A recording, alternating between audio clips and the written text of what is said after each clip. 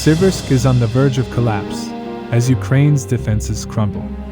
It's day 1386 of Russia's operation in Ukraine. Let's dive deeper. Today there are lots of changes on the front line. Ukrainian armed forces are facing very difficult situations except in Kupiansk, where we saw in our last report how they managed to gain superiority in manpower and launched counterattacks.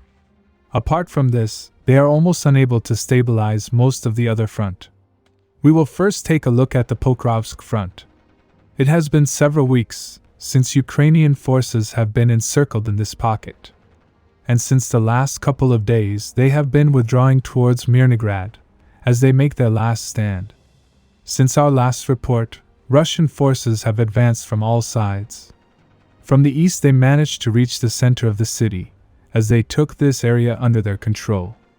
From the west and north, they managed to push Ukrainian forces back from Svitole towards the city. In addition, from the south most of the open fields is now the gray zone, as Russian forces enter the city from the south. As you can see, there is now very little chance of Ukrainian forces escaping the encirclement.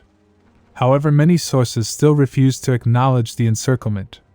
They say all this area is only controlled by Russian FPV drones, and not physical control. In one of my previous reports, many of you also claimed that this was the case, and Pokrovsk is still not 100% captured by Russian forces.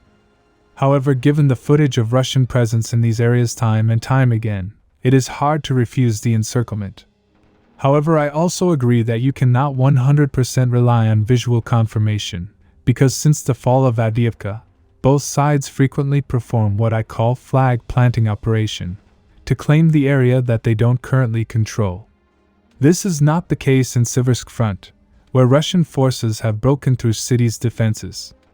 Previously in our report, we saw how Russian forces were attacking from all three sides.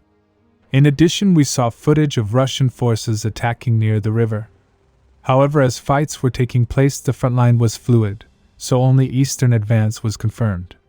However, as per today's report, Russian forces have captured more than half of the city, as they push Ukrainian forces to the other side of the river. As the city's defense fell in a couple of days, many people thought this was an easy task. But it is not true, because rapid advance was only possible after Russian forces captured all the strong defenses around the city.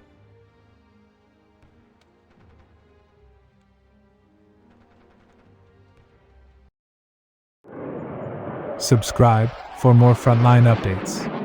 Let me know your thoughts in the comments down below.